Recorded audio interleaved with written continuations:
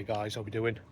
Welcome back to Flip Motors UK. So today, excuse me, I feel absolutely rubbish. I'm absolutely full up with cold. I've got two cars to pick up from Newcastle. First one's one that I wouldn't normally go for. It's full of cold itself. It's got a couple of known faults, engine light on, running like a bag of spanners. But I've got it really cheap. So let's see what it's all about, see if it'll make us home and see what it's going to need to repair it, hopefully make a bit of money out.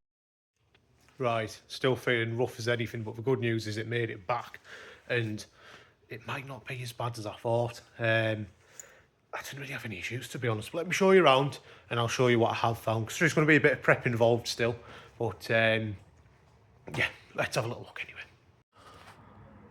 Here it is, quite a handsome car if I do say so myself. Nice high-end model. Love the wheels on it. They do need a refurb, though they are a bit battered. I think it suits the colour, and although I think the 500Ls here were more of a people carrier, quite ugly, weren't they? But these are actually, I think, quite a good looking car, similar to like a Duke style, maybe a bit better looking actually, GLA, that sort of thing. See what you can see, little scuffs around here, they'll polish off. That, will it touch in? I think you'll probably get a decent job done, to be fair. Get the headlights polished up, they're all like HIDs, so they're nice. Alloy wheels, you can see, are a bit worse for wear. Brake discs aren't the best either, so we're probably going to have to put a shot at a set of them on the front. Tyres are alright, about 4 to 5 mil. Windscreen, you've got this, it's started to delaminate a little bit. I might have overlooked this on the pictures actually, but if you look around here, it's got a crack on it, so it's going to need replacing anyway. I'm going to speak to my friends at Autoglaze in Darlington. Quite good if you're local. But yeah, it is a good looking car, isn't it? Brakes don't look too bad. So you can see the corrosion. What happens is you get the tiniest little chips on your alloys, water sets in, and it just ruins them. Quite nice. He's got a nice like polished type face, anthracite on the alloys, so it'd be nice to get these looking right, to be fair. It drove really well, no knocks over the bumps, nothing like that. Mirrors all good. It's very straight, the bodywork. There's a couple of marks like this here. Now you've got like a scratch down there, but that's just like a transfer mark. Something's caught against it, same with that. So as soon as I put my buffer over these, they're all gone anyway. So we've got overall a really tidy car. I was saying about big prep bills, wasn't I? About 4 mil on the back tyres, but again, look at these discs. I mean, I can't even say if I might need cleaning up using.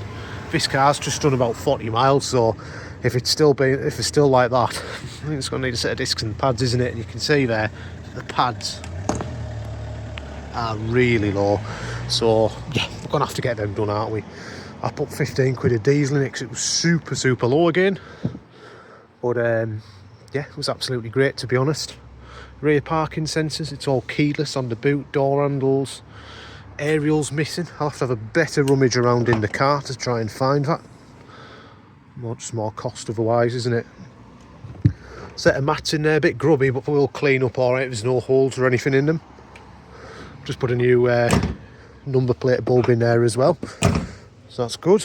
That's all working now. I really don't think these are a bad looking car, you know, and you know what, it drove absolutely lovely. Obviously it has got the engine light on. I'm going to show you a bit more about this. It's quite an interesting one really. A bit grubbier in the back than the front. Definitely somebody that's had children. Quite a spacious car though, nice and easy to load your children in and out of. The interior, I think the screen's a little bit 10 years old, which it is. I'm fully aware of that. But I think it's quite a nice interior. Quite stylish. I like the way it's set out. Nice flat bottomed steering wheel. So we've got a dual glove box here. Got a bit of service history in that one. V5 is due a service though. Got these nice seats with the 500 on, half leather. Very nice retailable car this, isn't it, once it's sorted.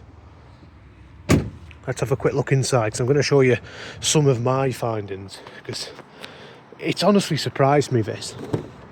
So when I got to the car, it had this cordon.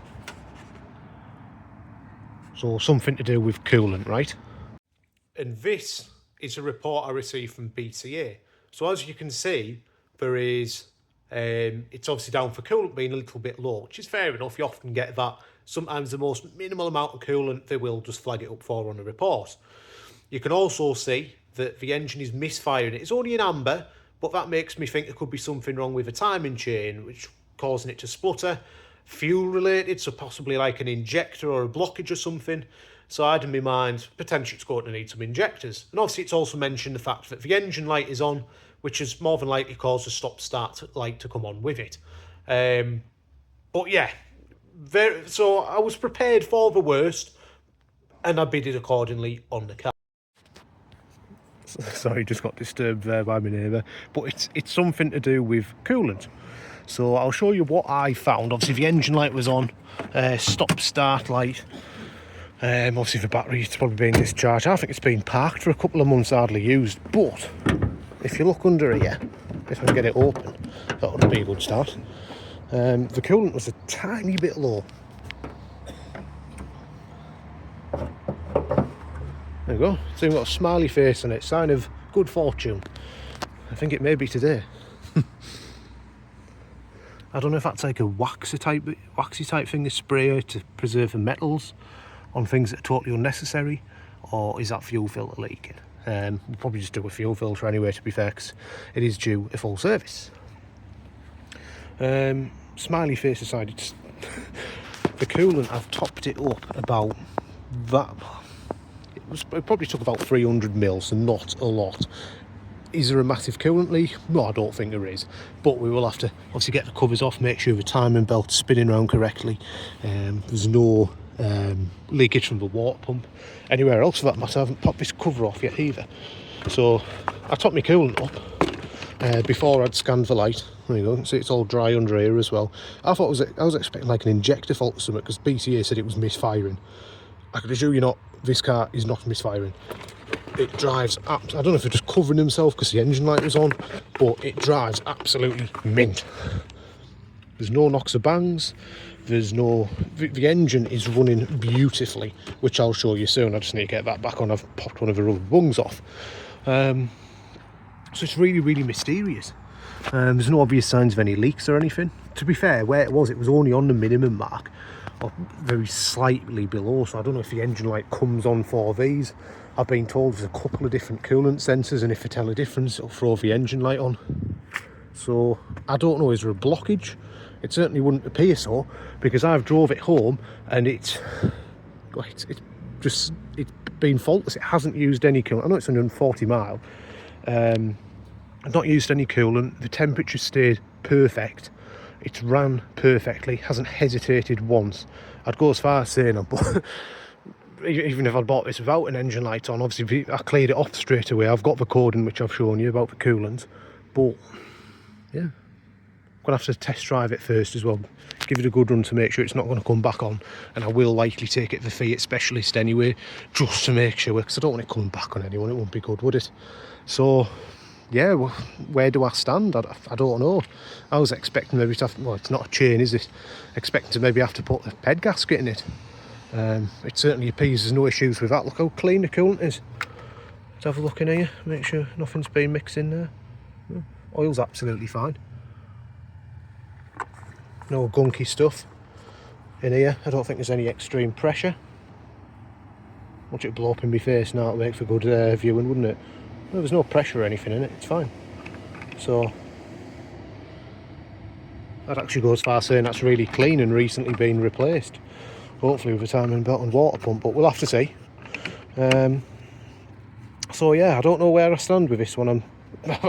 Either way, I think I've got a bit of profit in it, because I paid after fees £1,114, 825 plus fees.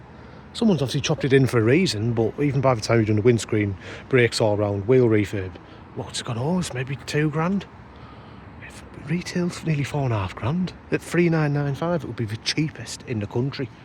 I can tell you now, it's very rare one comes up like this. Watch, I'm going to start it here to show you. It's going to run like a bag of spanners, isn't it? But I don't know, I think I could have got lucky with this one. There you go.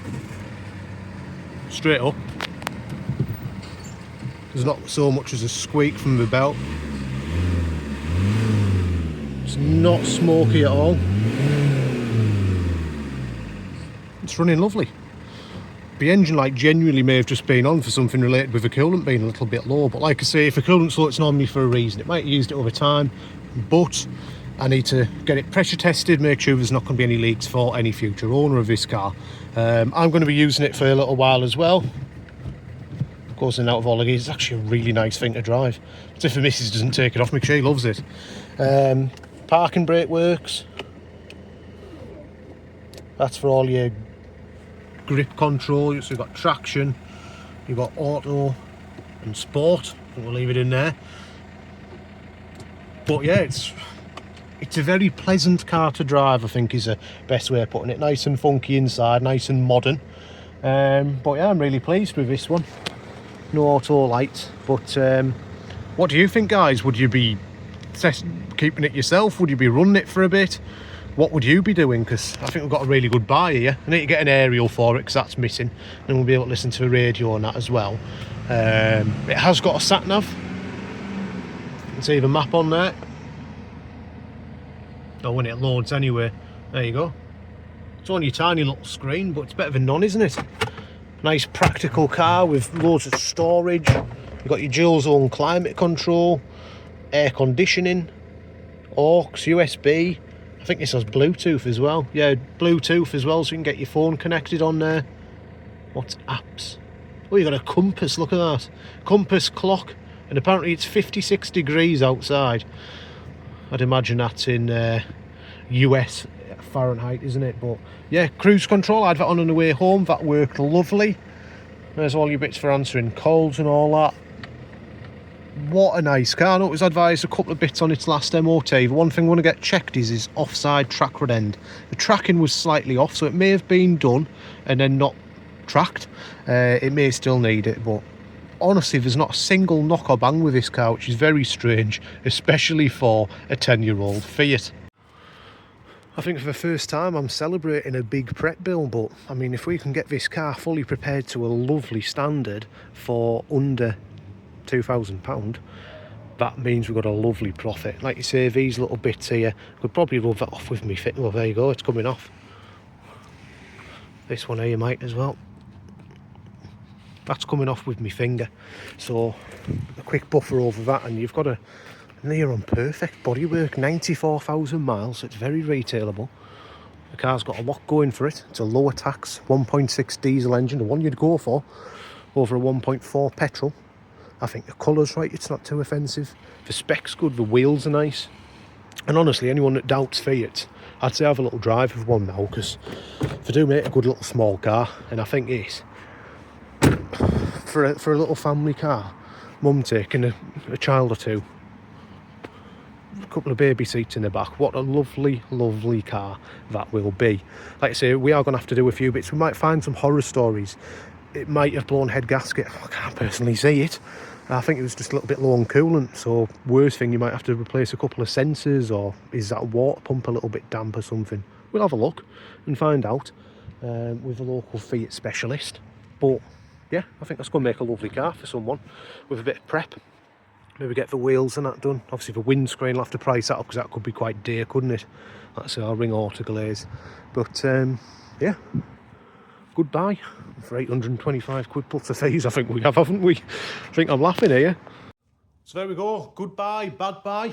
I think at that price you can't go wrong. I had in mind, I was going to pay probably about double what I was going to.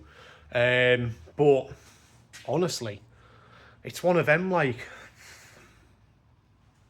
even if it needed a head gasket, a gearbox, an engine, you still can't lose on it. It was that cheap. Like, I genuinely probably would have gone more closer to 1,500 quid for that car, and even if I did had a nice healthy profit in it.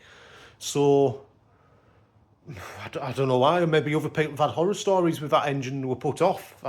I might be made to go back on my words. It might be a lot worse than I thought, but once a Fiat specialist has a look at it. But I'm going to keep driving it. I'll update you on a future video, and what I'll also do, is I'll put it on the Flipping Motors UK Facebook page as well. There's a lot more updates on there. It's easier to do a quick post on Facebook, a couple of pictures to update you all. So if you haven't already, like that page for a couple more updates. And if you need to contact me for anything, like subscribe if it's just bought the Honda Civic, you can see that on there. So thanks very much for your business on that car, Dan. Yeah, so have a little look on there. I will update you on it, what's going on. It might not be front of the queue at the Fiat specialist because I know he's quite busy at AP services in Darlington. In the meantime, we'll get all the wheels, the windscreen and that sorted, get the brakes fitted and all the little niggly bits like the aerial, fresh set of plates, everything that I normally do. I've already started with putting a couple of bulbs in the number plate lights and that, and go from there. But for now anyway, I'm going to have to get going, guys. I've got a train to catch. I'm off to get another car from Newcastle today, a little Citroen C1. First of a Mark II shape that I've had, so we'll see if they're good sellers as well. Thanks for tuning in. If you haven't already, please like and subscribe. I will catch up with you guys on the next video. Thanks now. Take care.